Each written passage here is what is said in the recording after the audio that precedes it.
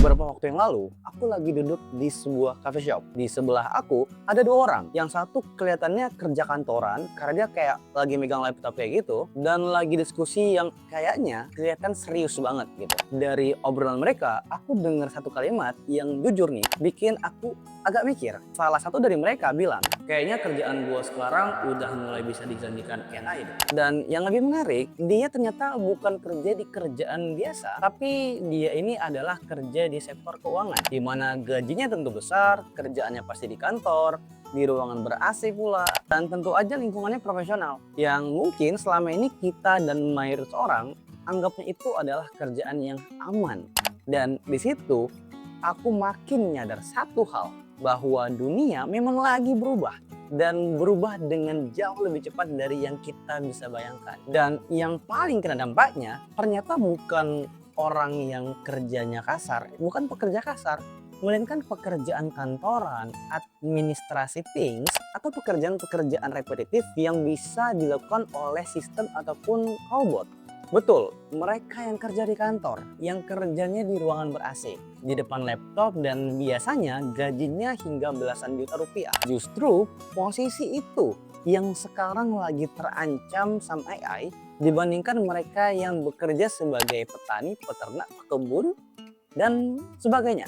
Dan ancamannya sekali lagi bukan karena krisis ekonomi, tapi karena adanya AI. Mereka yang tidak bisa memanfaatkan AI akan tergantikan dengan AI. Dan di video ini aku nggak akan bahas kenapa itu bisa terjadi. Tapi di video ini aku akan ngasih kamu 5 tools yang wajib kamu kuasai supaya kamu nggak tergerus dan digantikan sama AI. Kamu harus adaptif dengan teknologi ini, dan 5 tools ini wajib kamu kuasai supaya kamu nggak digantikan, supaya kamu tetap relevan, tetap punya value, dan bahkan bisa bersaing di era teknologi AI yang makin gila kayak sekarang. Sekarang sebelum sampai ke 5 tools yang tadi, kita akan mulai dengan satu fakta yang cukup gila men. Goldman Sachs ini membuat prediksi bahwa AI bisa menggantikan atau mendisrupsi sekitar 300 juta pekerjaan manusia yang bekerja secara full time di seluruh dunia. Dan yang kena gulung terlebih dahulu itu bukan buruh, bukan petani, peternak, pekebun, tapi pekerjaan kantor. Mereka yang kerja sebagai analis keuangan, admin, customer service, bahkan programmer pemula. Pertanyaannya kenapa? Karena pekerjaan mereka ini berbasiskan data dan pola, sehingga semua yang berbasis data dan pola ini bisa digantikan sama yang namanya AI. Sekarang coba kita pikirkan secara logika ya. Untuk menggantikan seorang petani yang kerja di lumpur, kita butuh untuk bikin robot yang nilainya itu nggak murah. Bisa jadi itu miliaran nilainya. Tapi untuk menggantikan seorang analis keuangan, seorang data analytics di kantor yang kerjanya di AC, pakai jas, pakai kemeja putih berdasi, mungkin cuma butuh biaya langganan AI sebesar 300 ribu rupiah per bulan lagi. Jadi sebetulnya wajar banget kalau kita ngomong AI ini bisa mendisrupsi ratusan pekerjaan manusia. Harvard dan MIT ini pernah melakukan riset kepada konsultan top dunia dari BCG. Mereka dibagi menjadi 2 grup. Yang satu kerja secara manual dan yang satu kerja pakai AI. Hasilnya gimana? Ternyata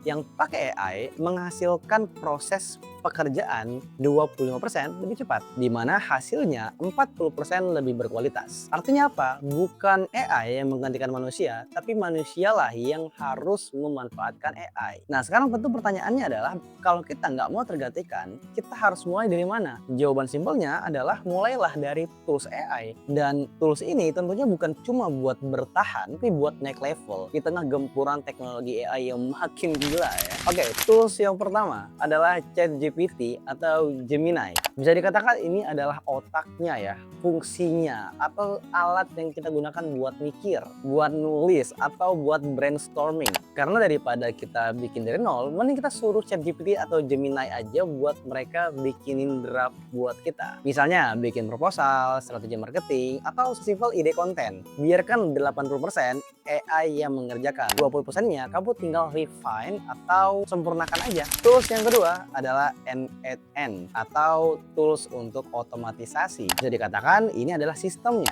dan fungsinya adalah menghubungkan banyak hal, banyak tools menjadi sebuah sistem harmoni yang saling menyatu dan tersinkron, terintegrasi. Contoh simpelnya adalah di video yang sebelumnya aku pernah buat, di mana aku mencontohkan kepada kamu bagaimana caranya data yang kita masukkan di Google Sheet itu bisa langsung dimasukkan dan dikirim langsung ke email kita. Jadi N8N ini tools yang bisa ngebaca Google Sheet kita, lalu reportnya kita kirim langsung ke email kita tanpa kita perlu ngapa-ngapain lagi. Jadi yang kita update datanya adalah di Google Sheet itu saja. Bisa juga nanti dari notifikasi tersebut dimasukkan langsung ke kita punya Telegram atau bahkan WA. Nanti aku akan bikin tutorial lebih lanjutnya. Inilah yang bikin pekerjaan kita lebih scalable. Tools yang ketiga adalah tools design seperti Canva AI atau Midjourney. Fungsinya tentu aja untuk bikin visual, desain, dan juga konten ya. Kalau dulu kita butuh desainer, sekarang nggak perlu lagi lah.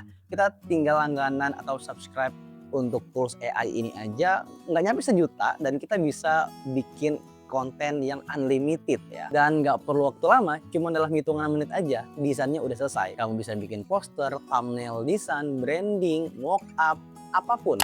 Bahkan thumbnail YouTube ini pun dibuatnya pakai AI loh. Tools yang keempat adalah AI video tools. Contohnya seperti CapCut AI atau video editor AI lainnya ya. Fungsinya tentu aja bisa mengedit dengan lebih cepat, untuk bikin konten, atau untuk mengotomatisin kerjaan kita. Tentu aja video ini pun dieditnya pakai CapCut dengan bantuan AI. Wajahku yang mulus ini itu juga dibuat dengan AI guys. Jadi nggak ada yang betul-betul aku bikin sendiri, nggak ada. Semuanya AI. Tapi akulah yang memberikan perintah kepada AI itu untuk melaksanakan tugas yang aku berikan. Tentunya ini penting banget, apalagi kalau kamu mau jadi seorang kreator. Dan tools yang kelima adalah AI data atau analytic tools. Fungsinya adalah untuk mengolah data, ngasih insight, dan membantu kamu untuk mengambil keputusan. Ini adalah pekerjaan yang dulunya dilakukan oleh seorang analis, tapi sekarang kamu bisa mengerjakan itu sendiri dengan bantuan AI. Jadi anggap aja AI ini kayak Jarvis ya, asistennya Tony Stark, tapi dibawa ke real life dan bantuin kamu.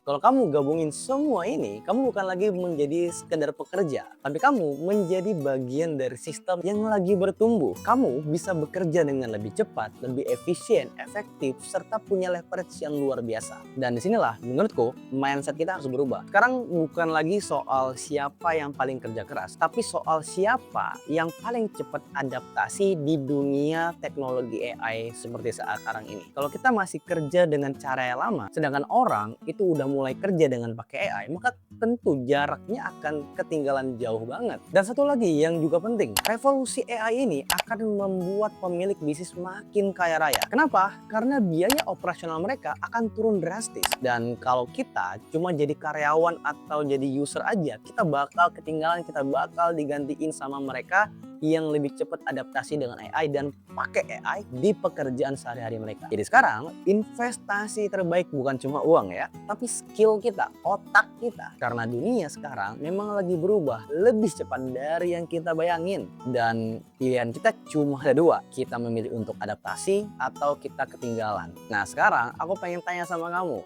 dari 5 tools tadi, mana yang pengen kamu pelajari lebih dulu sekarang juga? Coba tulis di kolom komentar, dan seperti biasa, aku bakal selalu menjawab pertanyaan atau komentar kamu di kolom komentar channel YouTubeku ini. Dan seperti biasa, kalau kamu suka dengan konten kayak gini, jangan lupa like, comment, share, dan subscribe channel ini. I'll see you in the next video. Bye-bye.